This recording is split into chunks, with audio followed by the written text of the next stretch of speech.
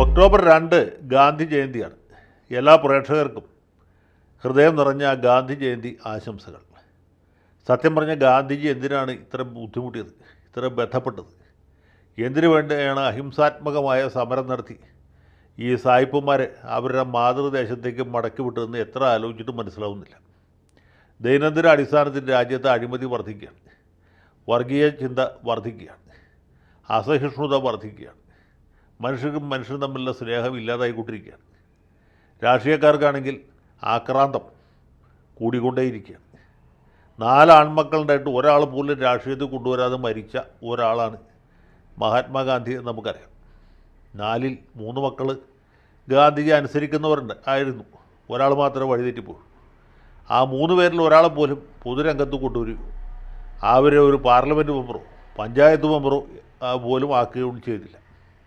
പക്ഷേ പിന്നീട് വന്ന ആളുകൾ, അദ്ദേഹത്തിൻ്റെ വത്സല ശിഷ്യനായിരുന്ന പണ്ഡിറ്റ് നെഹ്റു അടക്കമുള്ളവർ, അവരവരുടെ കുടുംബാംഗങ്ങളെ കൂടി രാഷ്ട്രീയത്തിൽ കൊണ്ടുവന്നു. രാഷ്ട്രീയത്തിൽ എന്തെങ്കിലും ഉണ്ടാക്കാൻ വേണ്ടിയിട്ടല്ല കേട്ടോ, രാജ്യത്തെ നന്നാക്കാൻ വേണ്ടി, രാജ്യത്തെ സേവിക്കാൻ വേണ്ടി. അങ്ങനെ വലിയ ഒരു ത്യാഗനിർഭരമായ മാതൃക കാണിച്ചു. നെഹ്റുവാണ് അത് തുടങ്ങി വെച്ചത്. പിന്നീട് പല നേതാക്കന്മാരും ഇത് അനുകരിച്ചു, ആവർത്തിച്ചു. ആദ്യകാലത്ത് നെഹ്റുവിനെ എതിർത്തിരുന്നവരാണ് ഈ സോഷ്യലിസ്റ്റുകാരും അതുപോലെ ജനസംഘക്കാരും ഒക്കെ. പിന്നീട് അവരും ഇത് തന്നെ ആവർത്തിച്ചു. ഇപ്പോഴത്തെ ഈ പ്രാദേശിക പാർട്ടികളുടെ നേതാക്കന്മാർ നോക്കിയാൽ അറിയാം, മിക്കവാറും എല്ലാവരും അവരുടെ മക്കളെ അല്ലെങ്കിൽ മകളുടെ ഭർത്താവിൻ്റെ അതുമല്ലെങ്കിൽ മറ്റ് ബന്ധുക്കളെ എല്ലാവരും രാഷ്ട്രീയത്തിൽ കൊണ്ടുവരും. എല്ലാവരും രാജ്യത്തിന് വേണ്ടി ത്യാഗം ചെയ്യുകയാണ്, ത്യാഗം സഹിക്കുകയാണ്. അപ്പോൾ ഇങ്ങനെ ഒരു സാഹചര്യത്തിൽ ഈ ഒക്ടോബർ 2 വേറൊരു പ്രാധാന്യം കൂടിയുണ്ട്.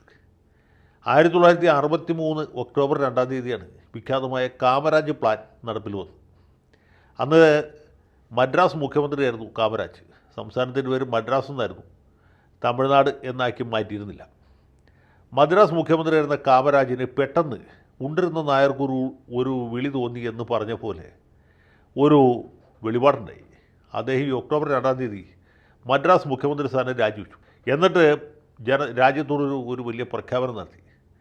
സീനിയറായിട്ടുള്ള കോൺഗ്രസ് നേതാക്കന്മാർ അധികാരം വിട്ടൊഴിഞ്ഞ് പാർട്ടി പ്രവർത്തനത്തിന് പോകണം, പാർട്ടിയാണ് നമുക്ക് മുഖ്യം, പാർട്ടിയെ ശക്തിപ്പെടുത്തേണ്ടത് ഓരോരുത്തരുടെ ആവശ്യമാണ് എന്ന് പറഞ്ഞ് ഇദ്ദേഹം രാജിവെച്ചു.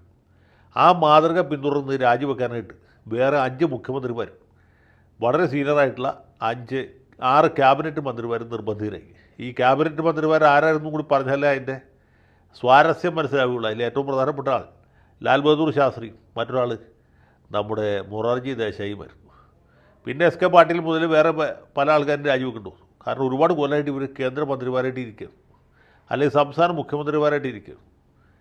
അങ്ങനെ കാമരാജ് ഒരു മാതൃക കാണിച്ചു. ഇതിന് കാമരാജ് പ്ലാൻ എന്ന പേരിൽ അറിയപ്പെട്ടു.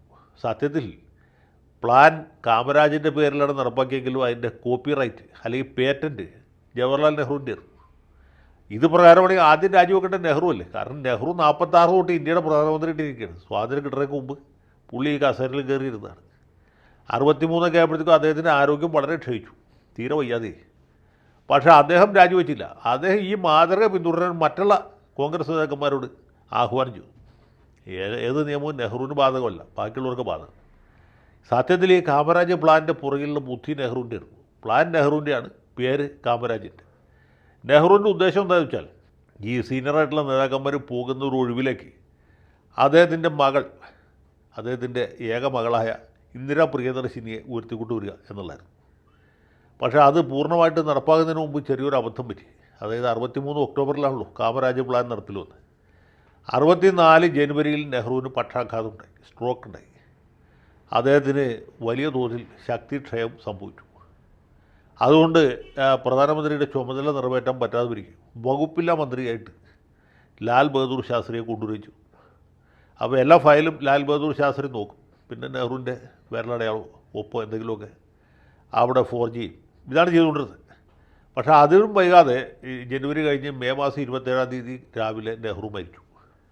അങ്ങനെ ആ പരിപാടി പാളി. ഇന്ദിരാഗാന്ധിയെ കൊണ്ടുവരാൻ കഴിഞ്ഞില്ല. അതിനു മുമ്പ് തന്നെ നെഹ്റു പോയി. അങ്ങനെയാണ് ലാൽ ബഹദൂർ ശാസ്ത്രി ഇന്ത്യയുടെ പ്രധാനമന്ത്രിയായത്. പിന്നീട് ശാസ്ത്രിയും വളരെ പെട്ടെന്ന് മരിച്ചതുകൊണ്ട് ഇന്ദിരാഗാന്ധിക്ക് പ്രധാനമന്ത്രിയാൻ പറ്റി എന്നുള്ളത് വേറെ കഥ. ഇന്ദിരാഗാന്ധി രാജ്യത്തെ സേവിക്കാനായിട്ട് ആദ്യം ഇളയമകനെ കൂട്ടുന്നു. ഇളയമകൻ അരിയെത്താതെ മരിച്ചപ്പോൾ മൂത്ത മകനെ കൂട്ടുന്നു. മൂത്ത മകൻ ഇതുപോലെ വളരെ പെട്ടെന്ന് മരിച്ചപ്പോൾ അദ്ദേഹത്തിൻ്റെ സഹധർമ്മിണിയെ കൊണ്ടുവരാൻ കോൺഗ്രസ്സുകാർ ശ്രമിച്ചു. അവർ പറ്റില്ല എന്ന് പറഞ്ഞപ്പോൾ വേറെ ആളെ കൊണ്ടുവന്നു. പിന്നീട് സഹധർമ്മിണി എന്നെ രാജ്യത്തെ സേവിക്കാൻ വേണ്ടി വന്നു. അങ്ങനെ അങ്ങനെ അങ്ങനെ അങ്ങനെ ആ കുടുംബത്തിൻ്റെ എന്താണ് കോൺഗ്രസ് പാർട്ടിയുടെ ആ നേതൃത്വം ഏത് കാലത്തും ഈ നെഹ്റു കുടുംബത്തിൻ്റെ കയ്യിലായി. മറ്റ് പാർട്ടികൾ ഇവരെ എതിർക്കുന്ന പാർട്ടികളുടെ സ്ഥിതി ഒട്ടും വ്യത്യസ്തമല്ല. മുലായം സിംഗ് യാദവിൻ്റെ മകൻ അഖിലേഷ് യാദവ്, ലാലു പ്രസാദ് യാദവ് അഴിമതി കേസിൽ ജയിലിൽ പോയപ്പോൾ അദ്ദേഹത്തിൻ്റെ ഭാര്യ റബറി ദേവി, ഇപ്പോൾ തേജസ്വി യാദവ്, അതുപോലെ ബിജു പട്നായിക്കിൻ്റെ മകൻ നവീൻ പട്നായിക്ക്. ഇതാണ് എല്ലാ സംസ്ഥാനങ്ങളും നടന്നുകൊണ്ടിരിക്കുന്നത്. പ്രാദേശിക പാർട്ടികളും ഇത് തന്നെ സ്ഥിതി. കോൺഗ്രസിലെ കാര്യവും വ്യത്യസ്തമല്ല. കരുണാകരൻ്റെ മകൻ മുരളീധരൻ, ഉമ്മൻചാണ്ടിയുടെ മകൻ ചാണ്ടി ഉമ്മൻ. ഇതാണ് സാധാരണ രീതി. ഡി എം കെയുടെ കാര്യം ഒട്ടും വ്യത്യസ്തമല്ല. ഞാൻ ഡി എം കെയിലൊക്കെ വരുന്നത്. ഡി എം കെ നേതാവായിരുന്ന അണ്ണാദുരയ്ക്ക് മക്കളുണ്ടായിരുന്നില്ല. മക്കളില്ലാതെ മരിച്ചതുകൊണ്ട് കരുണാനിധിക്ക് മുഖ്യമന്ത്രിയാവാൻ പറ്റി. കരുണാനിധി എന്ന് വെച്ചാൽ അദ്ദേഹത്തിന് മക്കളുണ്ട്. സ്റ്റാലിനുണ്ട്, അഴഗിരിയുണ്ട്, കരിമൊഴിയുണ്ട്. എല്ലാവരും രാഷ്ട്രീയത്തിൽ കൂടും. എല്ലാവരും രാഷ്ട്രീയത്തിൽ നല്ലോണം കൈയിട്ട് വാരി. ഇത് സ്റ്റാലിൻ ഇപ്പോൾ തമിഴ്നാട് മുഖ്യമന്ത്രിയായിട്ട് വാരിക്കൊണ്ടേ ഇരിക്കുകയാണ്. അദ്ദേഹത്തിൻ്റെ മകൻ ഉദയനിധി സ്റ്റാലിൻ ആദ്യമായിട്ട് നിയമസഭയ്ക്ക് ജയിച്ച ആളാണ്.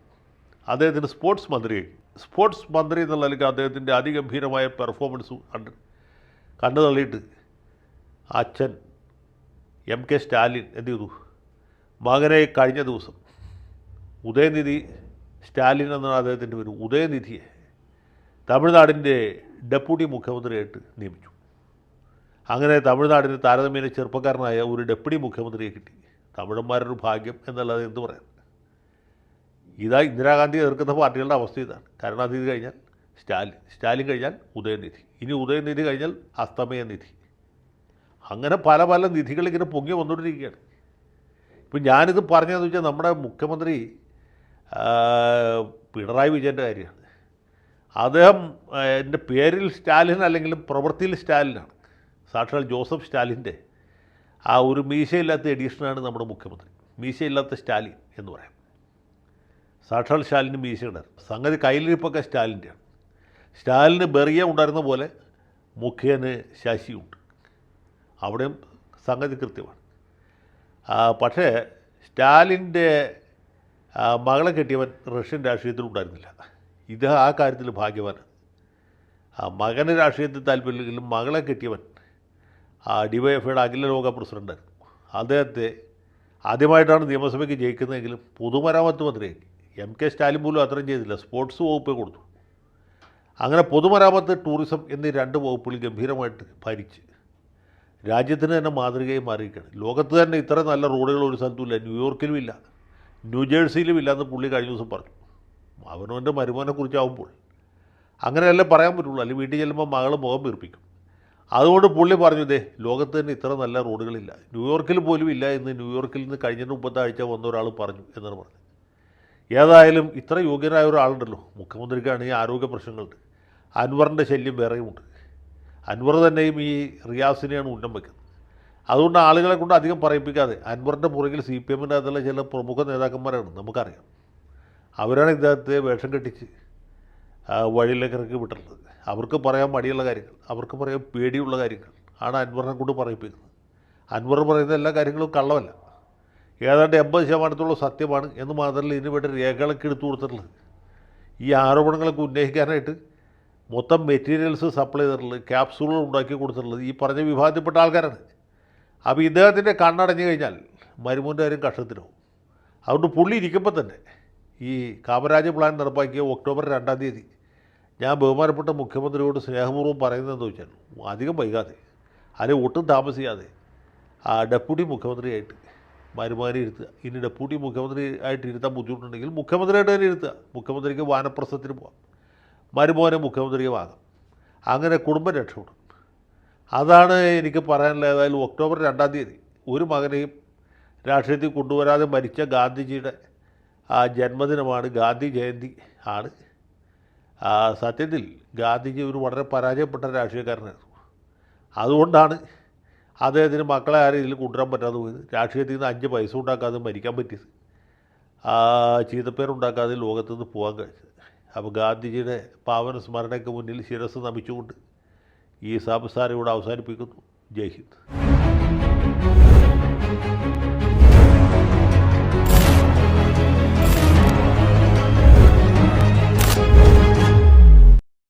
കൂടുതൽ വാർത്തകളും വിശേഷങ്ങളും നിങ്ങളിലേക്ക് എത്താൻ ABC മലയാളം സബ്സ്ക്രൈബ് ചെയ്യുക, ബെൽബട്ടനും അമർത്തുക.